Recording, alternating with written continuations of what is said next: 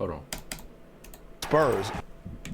Until 2025, they held the record for the best win percentage in NBA history. Their coach, Greg Popovich, is the winningest coach of all time. Winningest coach of all time. Is not the Spurs. He's the NBA. From 1997, when they drafted the best power forward ever. You hear a lot of other people say Tim Duncan is the greatest power forward to ever play the game. I agree.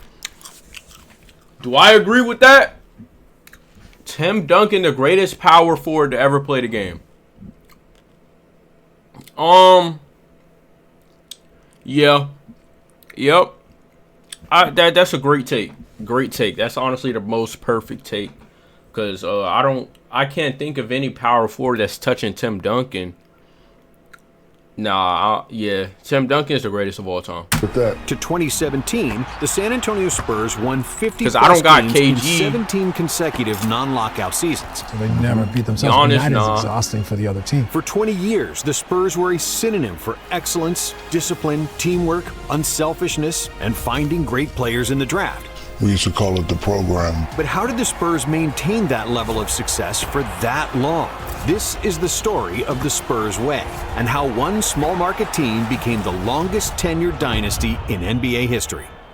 The Spurs were founded in Dallas in 1967 and were named the Chaparrals, competing in the ABA. In 1973, the franchise relocated to San Antonio and was renamed the Spurs. 3 years later, they were one of 4 ABA franchises that joined the NBA when the leagues merged. But unlike the Pacers and the Nets, who struggled for years after joining the NBA, the Spurs hit the ground running, qualifying for the playoffs in 7 consecutive seasons. Led by the Iceman, George Gervin, the Spurs made 3 conference finals in that span.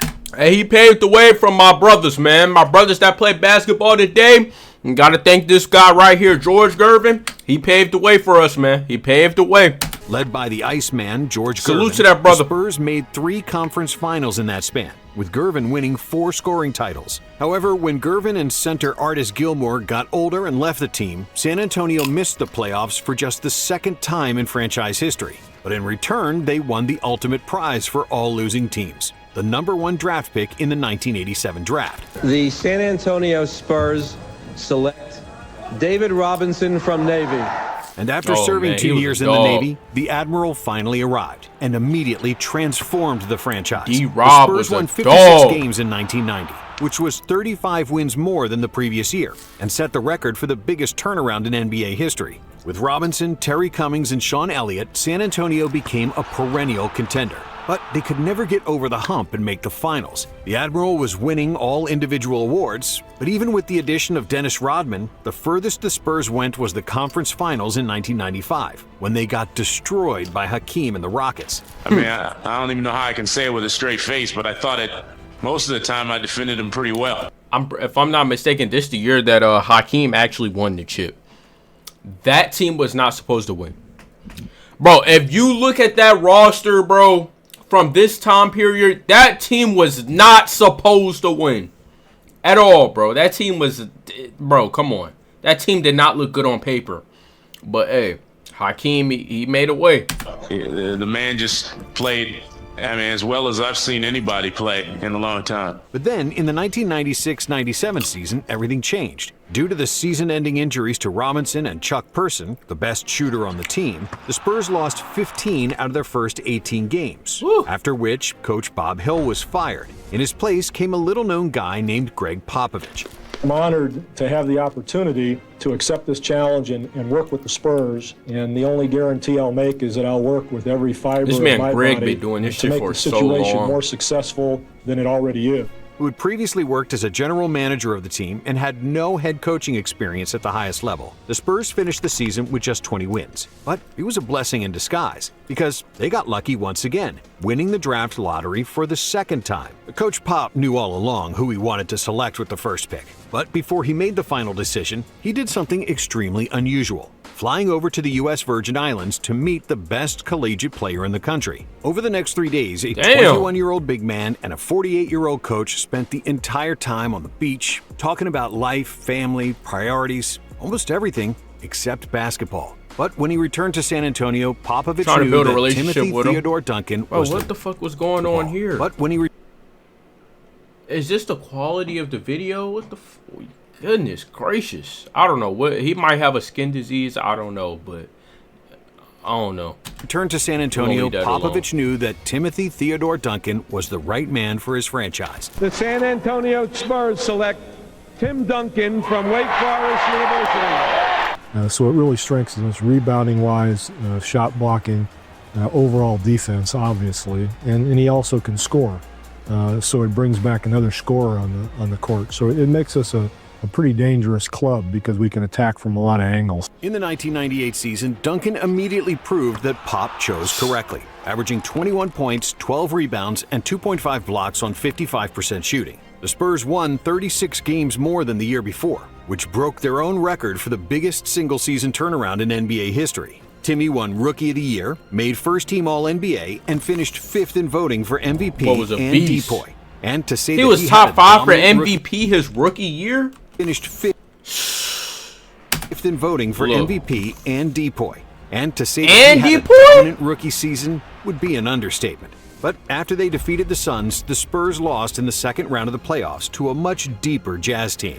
Pop then realized that his team was strong under the basket, but lacked shooting. So, for the 99 season, he added veteran marksmen Mario Elie and Steve Kerr. With Elie and Kerr, Duncan and Robinson had reliable targets to kick the ball out after a double team. And because the Twin Towers averaged a combined 5 blocks per game, the Spurs were impenetrable inside the paint, leading the NBA in defensive rating. In a lockout-shortened season, San Antonio led the NBA with a 37-13 record, and was even more dominant in the playoffs. The Spurs lost just 1 game in 3 playoff series, finally reaching their first NBA Finals. In the championship round, they played the New York Knicks, who barely made the playoffs, and became the first 8th seed to reach the finals. To make things even worse, the Knicks lost Patrick Ewing due to an Achilles injury, and without their best player, New York had 0 chance against the post-up powerhouse that was Tim Duncan. Timmy averaged 27 points and 14 rebounds on 54% shooting, and he and the Spurs defense limited the Knicks to just 79 points per game, winning the series 4-1. Duncan I can't believe people say Giannis is better than Tim. Giannis is a dog, to console the losing coach, I don't think he touches Tim Duncan. I've got Tim and you don't.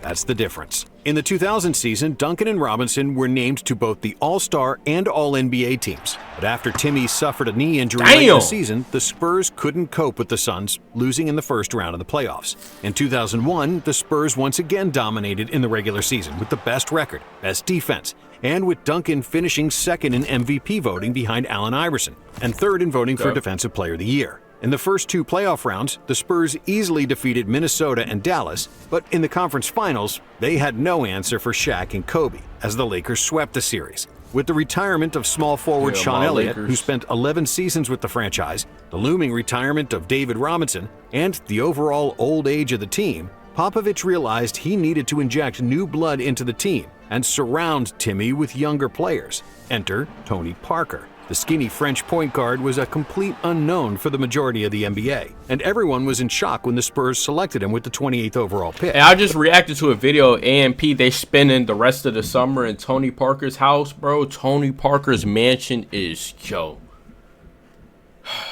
let's just say bro has a water park in his backyard. That should tell you everything you need to know.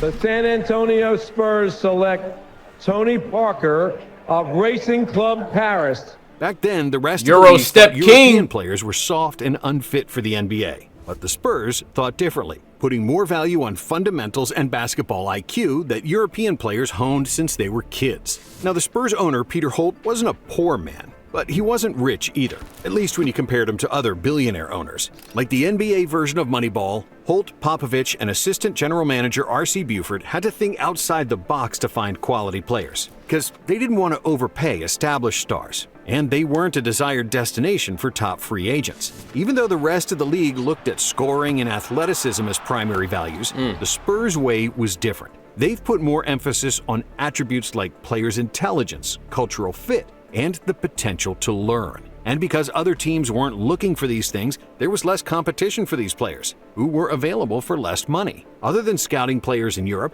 the Spurs also heavily relied on player development. While star players were certainly better if you wanted to win immediately, they often came with an ego. On the other hand, when you get a player who still has to prove himself, then you could teach and mold him to buy into the team concept, which was one of the main postulates of the Spurs way. One of the Spurs' greatest assets has been Chip Englund, the best shooting coach in the league, who morphed many players into great shooters. With Holt, Popovich, and Buford having tremendous working relationships and trust in one another, the franchise leadership was top-notch, far superior to other franchises, where owners, coaches, and general managers were often pulling in different directions. RC and I have done everything together, says Popovich. From day one, we've done everything together, and our groups have done everything together. Managers are in coaches' meetings, we're in the managers' meetings, and walk in as we please. We talk about it, argue about it, have a beer or wine, and move on. We've done it all together. With such a great structure at the top, the Spurs rarely missed the target in the draft, and they never added players who didn't have the necessary attributes for their system. And after they drafted Parker in 2001, they also added a second-year wing, Steven Jackson, and Bruce Bowen, who was the epitome of the Spurs' way of finding talent. Bowen went undrafted in 1993, and then bounced around Europe and the NBA for almost a decade, until the Spurs recognized that his gritty defense and shooting ability would fit. That's a lethal block right there. Went undrafted in 1993, and then bounced around Europe and the NBA for almost a decade, until the Spurs recognized that his gritty defense and shooting ability would fit like a glove next to Tim Duncan. And soon, Bowen would unofficially become the first 3-and-D player in NBA history. In the 2002 season, Tim Duncan had the best year of his career, averaging 25.5 points, 12.7 rebounds, 3.7 assists, and 2.5 blocks per game, finally winning an MVP award. Destroying the league, the Spurs won 58 games and had the second-best record in the NBA, they once again fell to the Lakers, losing 4-1 in the second round. Can't beat my Lakers, though. Season, RC Buford officially became we had Kobe and Shaq. Like, you just, no matter what you got, bro, you just can't stop that, bro. You can't stop it, bro. Manager of the franchise, adding a player who would prove to be one of the best draft choices in NBA history. With the 57th selection, the San Antonio Spurs select Emmanuel Ginobili from Argentina. Back in 1999, the Spurs drafted Manu Ginobili with the 57th pick. And just like with people Tony sleep Parker, on Ginobili. Nobody had any idea who Ginobili was. I sit at home, I watch the draft, and we pick people that I've never heard of. Sitting there, Emmanuel Ginobili. Who did we just pick? I was like, oh yeah, he's gonna be great. He's this. He's okay, Pop. Whatever. But in the next 3 years, Manu became the best player in Europe, winning every possible trophy in the second-best league in the world, and also leading Argentina to a silver medal at the 2002 FIBA World Cup, beating the USA in the group stage. Was that Tim Duncan's retirement scouted speech? Ginobili, saw that his prized talent was ready to come overseas, and Ginobili joined the Spurs for the 02-03 season. After a somewhat disappointing rookie season, Tony Parker blossomed in year 2, and it probably wouldn't have been possible with any other franchise. Not only because nobody else would have even drafted him, but they wouldn't allow an unproven rookie to make mistakes next to the league MVP. But the Spurs were different, starting Parker and playing him 29 minutes per game in his rookie season. So when the 2003 season came, Tony was ready. Stronger and better adapted to the NBA game, Parker was one of the fastest players in the league, improving his averages to 15 points and 5 assists per game, becoming the second leading scorer on the team. With Ginobili, Popovich was losing his mind because Manu played purely off instinct. He was completely unpredictable and moved at a frenetic pace.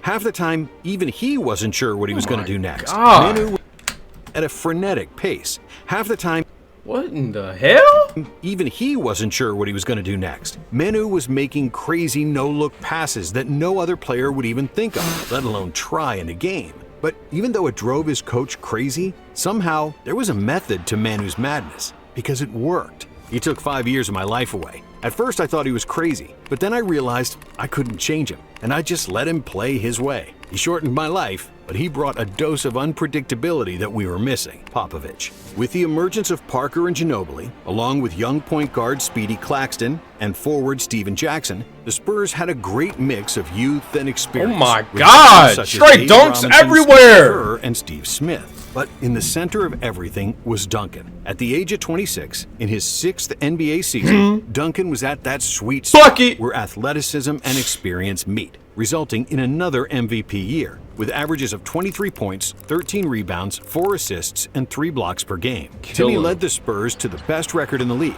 but after they got past the Suns, in the second round awaited their arch nemesis, the Shaq and Kobe Lakers, who defeated them in the previous 2 seasons. However, this time, the Spurs were deeper and better balanced offensively and defensively, defeating the Lakers in 6 games. In the conference finals, the Spurs beat Dirk and the Mavericks in 6 games to advance to their second NBA Finals, this time against the New Jersey Nets. And even though the Nets had the best point guard in the NBA in Jason Kidd, and a gritty defensive team that played well together, they didn't have I wanted anyone Jason Kidd to win the ring. In the deciding Game 6 of the series, Duncan had 20 points, 20 rebounds, 10 assists, and 8 blocks, nearly getting a quadruple double in what was one of the best finals games of all time. The Spurs won the championship. And now this. Congratulations, San Antonio, for your 2003 NBA champion, San Antonio Spurs. With Duncan averaging 24, 17, 5, and 5, completely dominating on both ends of the court. I didn't think Tim Duncan was that good at like Steve Kerr defense. Retired, and Steven Jackson left after the team rejected his wish for a big contract. And even though many analysts disagreed with this move, as Jackson was a vital member of the team with plenty of heroics in the fourth quarter, Pop often clashed with Stack, and he felt that no player was above the team and the Spurs' way. Despite losing 6 different players from their championship roster, the Spurs' culture was based on finding who could seamlessly fit into their system. And that's why they added 2 more European players in Hedo Turkoglu and Rasho Nesterovic, as well as Robert Horry, one of the most clutch shooters in history. And the results didn't suffer. In 2004, San Antonio had the best defense and the 3rd best record in the NBA. They swept the Grizzlies in the first round, but in the second round, they once again faced the Lakers, who were ready for revenge. With 4 future Hall of Famers on their roster, LA proved too strong for San Antonio, winning the series in 6 games. In 2005, the team was mainly unchanged, with the Big Four of Duncan, Parker, Ginobili, and Bowen leading the charge. Unchanged, with the Big Four of Duncan, Parker, Ginobili.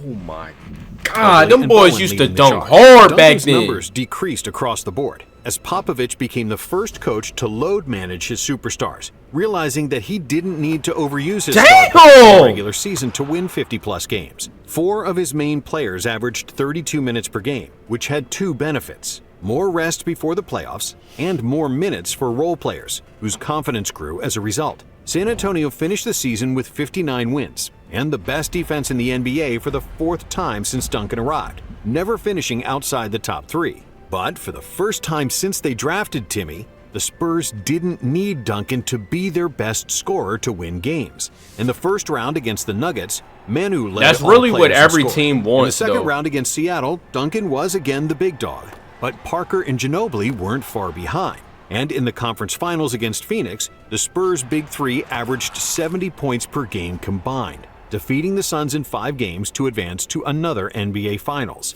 In the finals, they played the Pistons, and it was a bar fight. With the 2 best defensive teams in the league going head-to-head, the 100-point mark was only reached once in a Ben tough Wallace 7-game era. series. But then, in Game 7, Duncan took matters into his own hands, confidently announcing to the team that they weren't going to lose the series. And one thing about Tim Duncan, though, he didn't really have a 3-pointer, but when it came to that corner, Tim Duncan gonna knock down them 3s in the corner. That's one thing about little Tim. He gonna knock some shit down in the corner, though. He led all scorers with 25 points, and with 23 points from Ginobili and big 3-pointers from Robert Horry, the Spurs prevailed, winning Game 7 81-74, with Duncan winning his 3rd Finals MVP. In 2006, the Spurs won 63 games, the best result in franchise history. And in the playoffs, after they defeated the Kings in 6 games, San Antonio played the Mavs, who had assembled a phenomenal roster around Dirk Nowitzki. And even though their Big 3 averaged 73 points per game, the Spurs' bench wasn't up to par, and the Mavs advanced after 7 games, despite a monster 41 points, 15 rebounds, and 6 assists from Duncan in Game 7. After a down year, we've seen many franchises try to completely reshuffle the deck and change half the roster. However, the Spurs aren't most franchises, and being erratic isn't the Spurs' way. For the 2007 season, San Antonio kept all their core guys, and simply added a few more international players, like Fabrizio Oberto, Beno Udrih, and Francisco Elson. And it paid off. The Spurs had an impressive 58 wins, the best net rating in the league, and the deepest roster in the NBA, with everyone contributing and every player feeling like they were an integral part of the team. Their biggest Greg threat in the Popovich West, is so the Mavericks, smart, man. famously lost in the first round He against really the knows. He we-believe knows what he's Warriors. doing when it And comes in to the being a second coach. round, the Spurs escaped He's victorious got a lot. against these 7 He had a seconds or lot less of Suns knowledge at his after a young age controversial being a coach, suspension bro. of Boris Diaw and Amari Stoudemire for game He wasn't 5 really of the young, series. honestly. And even though it wasn't always pretty, and wasn't naysayers young saying at they all, played but slow, boring basketball, the Spurs his didn't beginner care. role as And a after they coach, defeated the he had Utah a lot of Jazz, knowledge. they were in the finals once again. This time they played the Cavaliers and the 22-year-old LeBron James, who miraculously dragged a group of innocent bystanders to the finals. But even though LeBron was a phenom and the best player in the series, his team was arguably the worst that ever made the finals. With all 5 Spurs players That's what focused on carrying stopping James, nobody on the Cavs outside LeBron averaged more than 12 points per game. Yeah, that's what San fucking. This is what carrying a team looks like, man. That right there, bro. This team that went against the Spurs, bro. That is what it looks like to carry a fucking team on your back, and that is what the great James did, bro. Nobody on the Cavs outside LeBron averaged more than 12 points per game. And Nobody San Antonio outside easily won the Bron title averaged in 4 more than games. 12 points, bro. 24 points on That's average. terrible. Parker led all That's a players in horrible scoring, team. becoming the first European player to win the Finals MVP. With 4 titles in 8 years, the legacy of the Spurs dynasty was They didn't complete. even have But they Kawhi weren't yet, done winning all Even these though it started titles. to look like they were. Despite winning 50-plus games year after year, the playoff success they'd Damn. become accustomed to disappeared. In 2008, the Spurs lost to Kobe and the Lakers in the conference finals. Of course. Next year, the Mavs defeated them in the first round of the playoffs. And in 2010, the Suns swept the Spurs in the second round, finally They avenging got all those swept. losses in previous years. In 2011, San Antonio won 61 games in the regular season, but after did not another win this year. first-round playoff exit against the Grizzlies, many people wondered if this was the end of Timmy, Tony, and Manu. At the beginning of the 2012 season, Duncan They was did not win this 35 year. and Manu was 34. In a game against the Sixers, Duncan stayed on the bench, and Coach Pop hilariously cited the reason he didn't dress. But even though 2 members of their big 3 were older, the Spurs weren't ready to be scrapped off at the junkyard. The first reason for that was Tony Parker, who was 29 years old and had entered the prime of his career. If you play the whole quarter, it'll be 29 minutes. But I'm fine. I didn't play for 3 days, Pop. I'm 29 years old. Get back out. Even though he was always fast and a good ball handler, Ugh. Parker wasn't much of a shooter in his early years. But after years of working with Chip Engelland, Parker developed into one of the best mid-range shooters in the NBA. His spin move layup was basically unguardable, and Tony's told floater y'all. was as pure as spring water. Parker became Nah, the Euro King was Manu. That was the Euro King. That boy Ginobili with that Euro. Oh my goodness gracious, unguardable. But Tony, yeah, he's right though. Tony Parker was really known for like his spin layups and like his floaters. That's really about it. And his mid range. one of the most. I didn't even know he efficient couldn't point shoot at the guards in beginning of his NBA. career. I thought he was And in always a shooter. 2012, He finished I thought he fifth in came into MVP the voting, league making the as a All-NBA shooter. second team. However, the biggest reason for the Spurs revival goodness. wasn't He Parker, loved that spin but a cycle guy with a shit. weird laugh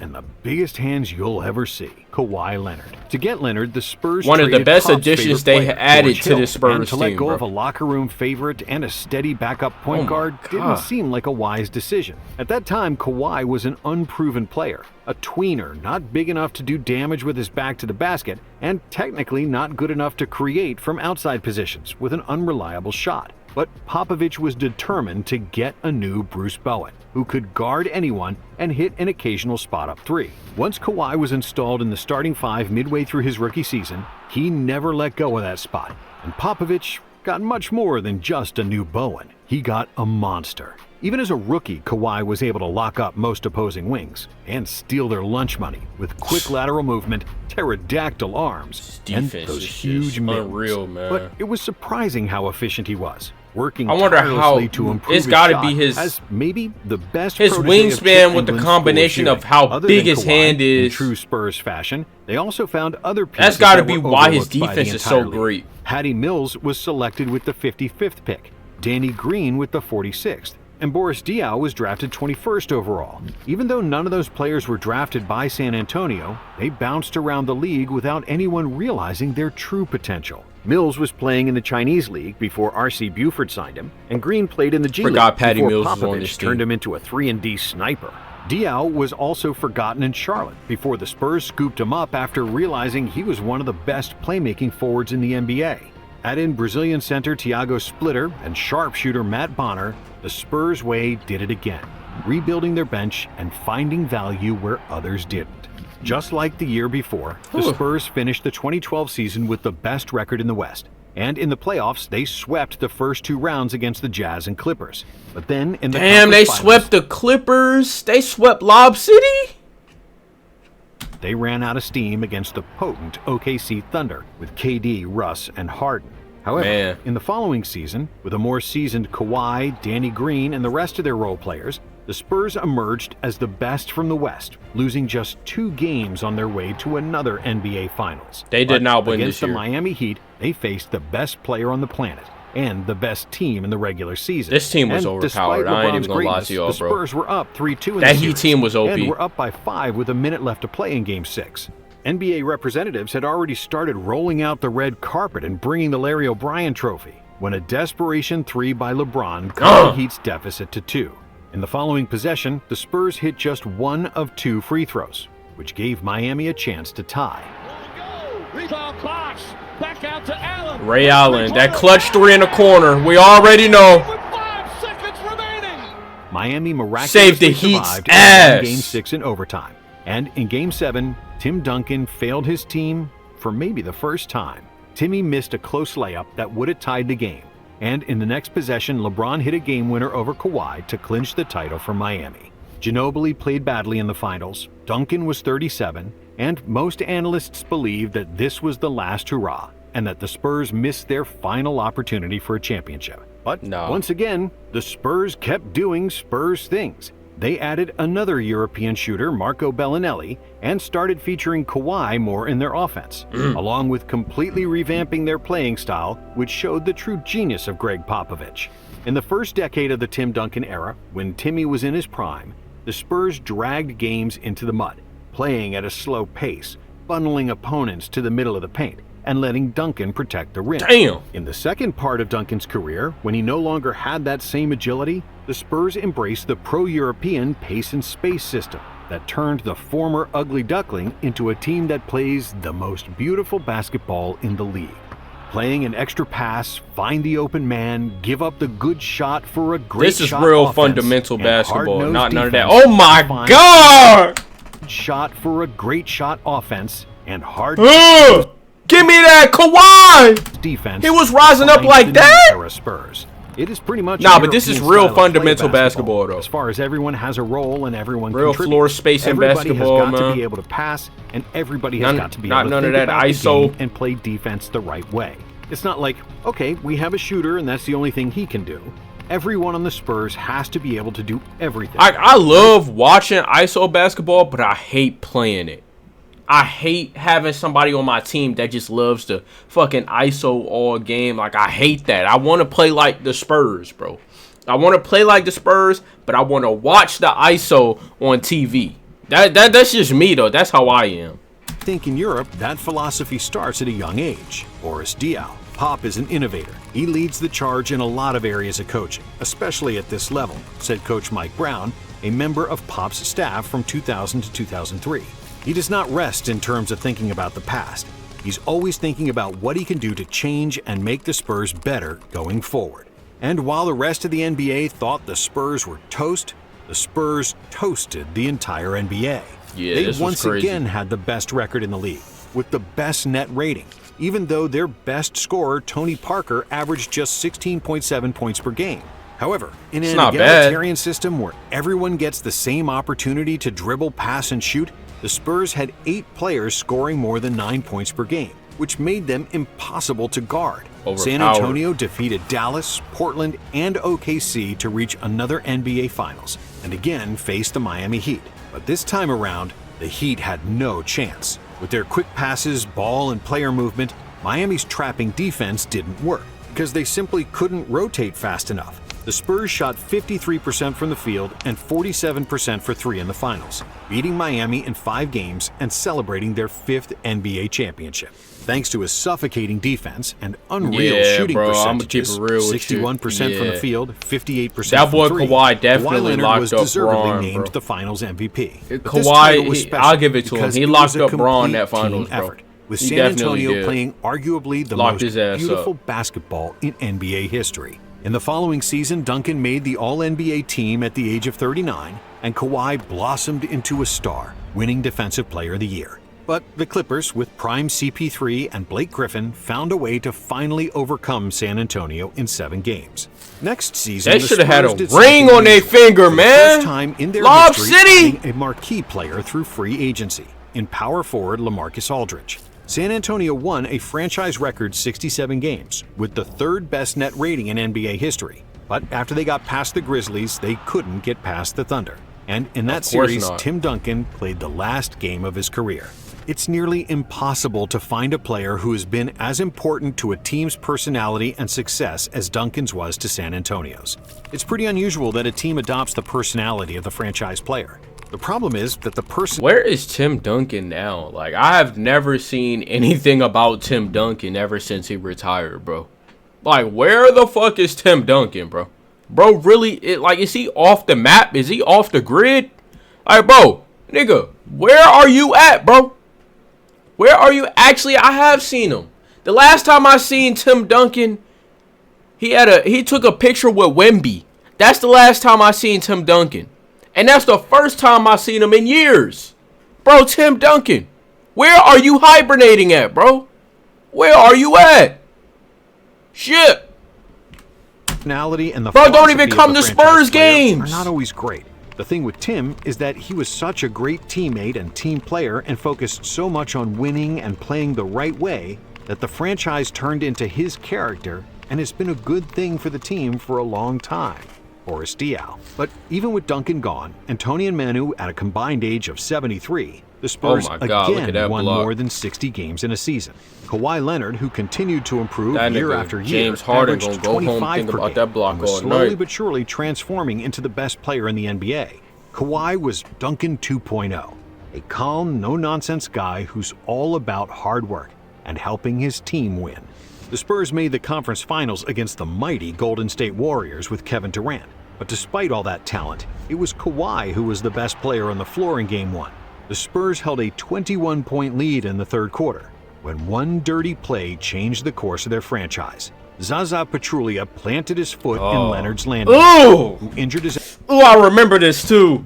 franchise. Zaza Pachulia planted his foot in Leonard's landing That shit looks so nasty. area, who injured his ankle and was out of the series. The Spurs got swept without their superstar, and though they didn't know it yet, it would be the last playoff game Kawhi ever played for San Antonio. In the 2018 season, Kawhi couldn't heal from a quad injury and grew unhappy that the Spurs rushed him to play. After 9 games, he stopped playing and stopped communicating with the team, after which San Antonio was forced to trade him. Even though they made the playoffs in 2018 and 2019, the Spurs dynasty was over after 20 years of sustained excellence. Led by great ownership, intelligent hiring, a world-class coach, and the best power forward in league history, the Spurs were winning for 20 years straight, which was unheard of in the NBA, especially in the era of salary cap and player empowerment. The only comparable dynasty to theirs is that of the New England Patriots, led by Bill Belichick and Tom Brady. Just like the Spurs, the Patriots had 20 winning seasons thanks to unshakable leadership, great ability Bill to find and Belichick, develop Greg talent, Popovich. a complete unison between their coach and franchise player, and a culture that allowed no messing around, with no player The difference between Bill Belichick and Greg Popovich, that nigga Greg Popovich, he a papa bitch. And that's one thing about Greg. He a papa bitch. And Bill Belichick, I seen at the awards, the NFL awards, bro. You got you some young, bro. Bill got him some young shit on side of him, bro. I'm talking about, bro. She might be like 20, 30 years younger than Bill, bro. Bill's girlfriend currently is like 30 years younger than him, bro. He got him some young shit, bro. above the team. With the Spurs, the greatest example of supreme culture and sacrificing for the benefit of the team is Manu Ginobili, who agreed to come off the bench, even though he could have been an all-star anywhere else. But the Spurs way was a culture of selflessness, lack of ego, a culture of work and responsibility. And that's why they were the longest dynasty in NBA history. Thank you for watching. And if you like this video, we have another one for you right here. At what point did you... Man, I already seen this, man. I seen this yesterday. But no, this was a great video, man. And I'm going to catch y'all next video, and I'm out. Peace.